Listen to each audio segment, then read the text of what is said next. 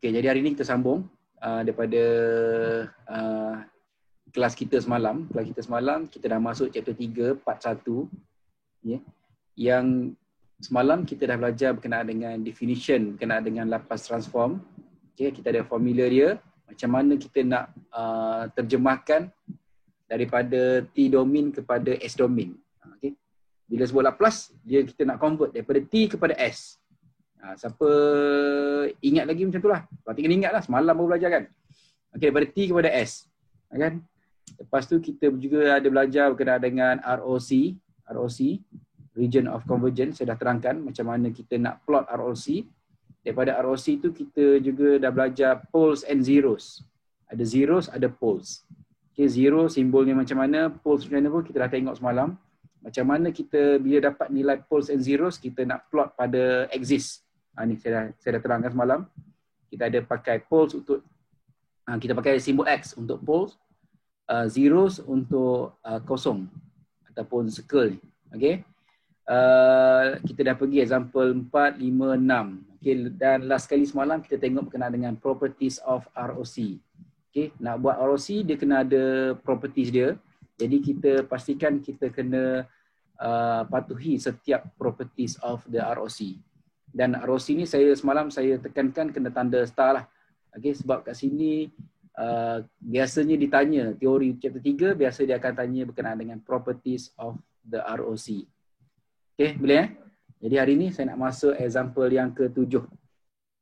Okay, harap-harap masing-masing dapat buka belik dulu slide sampai example 7.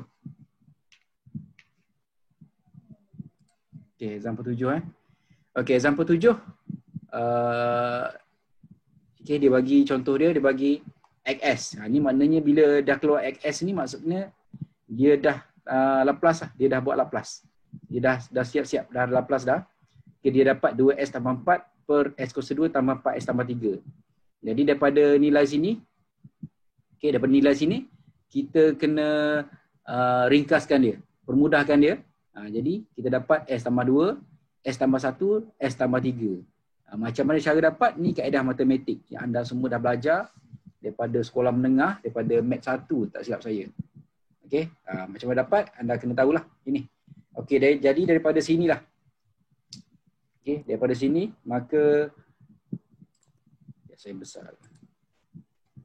Okey, daripada sinilah anda semua kena tahu macam mana nak dapat nilai poles, macam mana nak dapat nilai zeros. Okey. Ni kita dapat nilai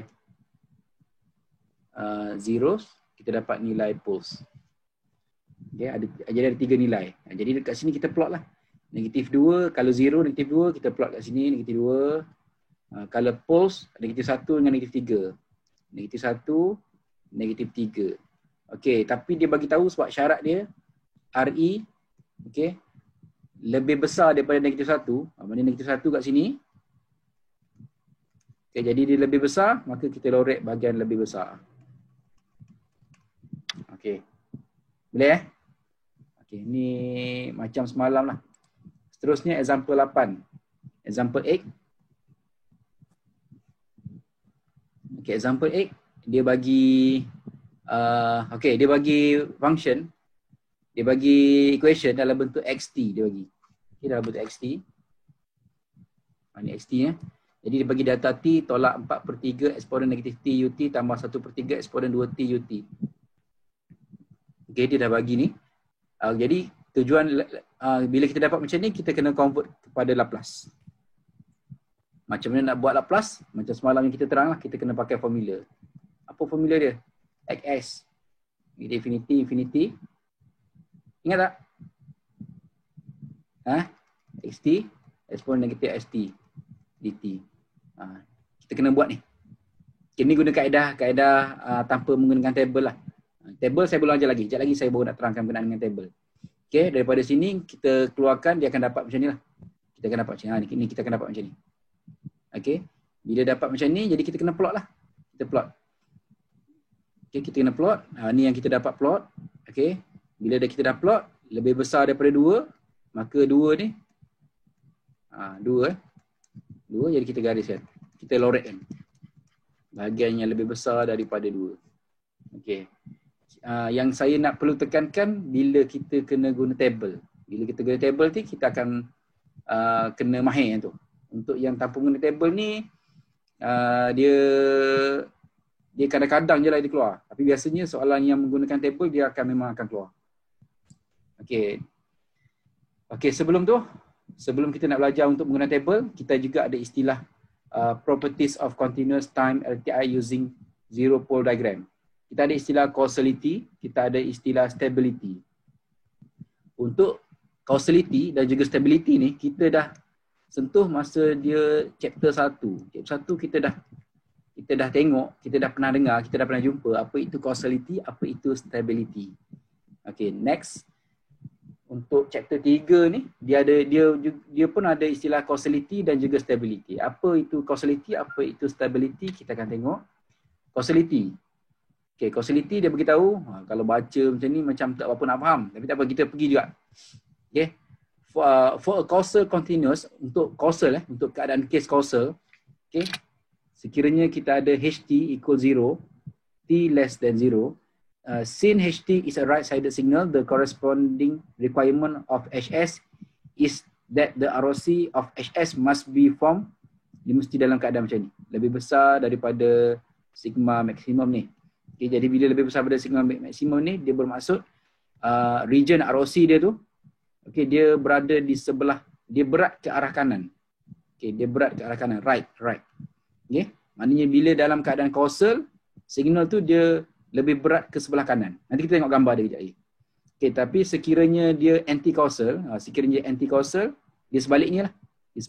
Dia kurang daripada sigma min, jadi dia lebih kepada sebelah kiri. Jadi kalau causal dia berat sebelah kanan, kalau anti-causal dia berat sebelah kiri. Dia macam tu. Okay, stability macam mana pula? Stability. Okay, a continuous time LTI system is stable if and only if. Okay, dia bagi persamaan ni. Okay, ni simbol untuk modulus. Okay, HT dt less than infinity. The corresponding requirement on HS is that the ROC of HS contain the J omega exists. That is S equal J omega. Maksudnya ROC dia mesti ada pada J omega. Dia cover pada J omega exists juga. If the system is both causal and stable, sekiranya dia kedua-dua causal dan stable, jadi all poles, okay, semua poles tu lie in the left half of the S-plane. Nanti tengoklah gambar dia. Okay ni, okay ni contoh. Nak lagi faham, okay, sekiranya dia suruh compare, soalan minta kita compare antara stable dan juga causal. Kita kalau rasa susah nak terangkan menggunakan ayat, menggunakan formula, jadi kita boleh terang menggunakan gambar. Okay, contoh. Okay, gambar yang pertama ni. Okay, yang pertama ni stable dan causal. Okay, causal macam diberitahu tadi, dia berat sebelah kanan, dia berat ke arah kanan. Ni jadi macam ni lah. Okay, ROC dia berat ke sebelah kanan. Okay, dan stable dia macam ni. Dia ada kita tengoklah, ni stable. Okay, ni unstable. Boleh beza tak? Ni unstable, ni stable. Kalau stable, kedudukan dia macam ni. Kalau unstable, dia macam berterabur je lah. Okay? Tapi kalau causal, dia berat ke arah sebelah kanan. Causal ini, macam ini pun causal, okay, dia ke arah sebelah kanan. Jadi kalau stable dan causal, dia ke arah berat sebelah kanan dan dia punya ROC dia punya poles dia, di cover kepada kedua-dua. JW exist pun dia cover, okay, dan kedudukan dia tertumpu kat sini. Tapi kalau unstable, dia berselerak, pole dia berselerak. Okay, tapi kalau non-causal, dia sebelah kiri, dia berat ke sebelah kiri. Okay, ini stable and non-causal. Harap-harap kalau tengok gambar ni, boleh bezakan lah antara causal dan juga non-causal. Okay, yang ni pun jarang-jarang jugalah keluar. Jarang-jarang sangat keluar, okay. Okay, contoh. Macam mana nak tengok dia causal ataupun non-causal. Okay, dia bagi contohnya, dia bagi S1 per S tambah 2. Okay, ni dia dah Laplace. Ini dalam bentuk XS. Okay, kalau dalam bentuk XT, ni adalah dalam bentuk XT dia. Okay, satu lagi 1 per S tambah 3. Okey, ni XT, ni adalah XS dia. Selepas Laplace dia. Okey, kenapa kena ada benda ni? Untuk kita tentukan poles and zeros dia. Jadi kat sini, case ni kat bawah dia adalah poles. Ni poles dia kat sini. Okey. Jadi dia lebih besar pada negatif 2. Jadi dia lebih besar pada negatif 2. Jadi benda ni dia berat ke sebelah kanan. Maka kita declare dia sebagai causal lah. Causal system. Okey. Example 10. Okey. Macam mana pula kalau graf tu anti-causal? Contoh dia, kita ada dua. Satu negatif 2, satu negatif 3. Ni setelah kita dapatkan dia punya poles. Okey, poles. Setelah kita dapatkan dia punya poles, kita plot kat sini. Okey, dia boleh jadi lebih besar negatif 2, dia boleh jadi pada negatif 3. Tetapi sebab dia anti-causal, okey, jadi kita bila anti-causal dia lebih berat sebelah kiri. Jadi kita ambil, kita start daripada sini lah. Sini lagi kita ambil sebelah kiri. Kalau causal kita terus ambil lebih besar pada negatif 2 ni. Tapi disebabkan dia anti-causal, kita ambil daripada sini lagi. Daripada ke kiri kita dah ambil. Okey. Ini sebab dia simbol dia lebih besar. Okey, ni contoh untuk causal dan anti-causal lah. Sama juga kes ni, kalau ada kedua-duanya. Dia ada anti-causal, dia ada causal. Kalau anti-causal, maknanya dia sebelah kiri. Dia ke sebelah kiri kalau anti-causal. Sebab dia lebih kecil ni. Okey, kalau causal, dia lebih berat sebelah kanan. Dia kat sini, dia ke kanan pula. Jadi untuk kes ni dia ada kedua-dua, dia ada causal dan juga anti-causal. Okey, boleh. Jadi saya tak nak tekankan sangat. Maknanya just anda kena tahu apa itu causal dan stability. Causal tu apa, anti-causal tu apa, stability, stable dengan unstable tu apa. Itu saja. Okay, sebab yang ni stable dengan stable, unstable, causal dan anti-causal ni dia jarang-jarang keluar lah. Okey. Yang bila masuk yang seterusnya penting, sangat penting, kamu kena tahu. Okey, dalam kita nak buat Laplace transform, kita ada properties dia. Okay, kalau tadi properties of ROC. Properties of ROC ada 5. Okey. Properties of ROC ada 5. Kena ingat. Okey, kalau properties of Laplace transform dia ada banyak. Dia ada lebih. Ni macam dalam kes ni dia ada 5. Tapi sebenarnya dia ada lagi. Okey, tapi yang kita nak tekankan 5 ni. Iaitu linearity, time shifting, shifting in the S domain, time scaling dengan time reversal. Okay. Time scaling and time reversal. Okay, jadi kita tengok satu-satu. Okay. Sebelum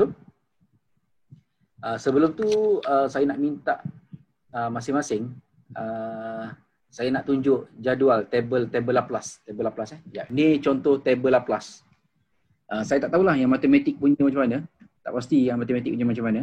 Tapi untuk dalam signal system kita akan pakai table Laplace ini. Kita ada table yang diberi lebih kurang ada 6 table.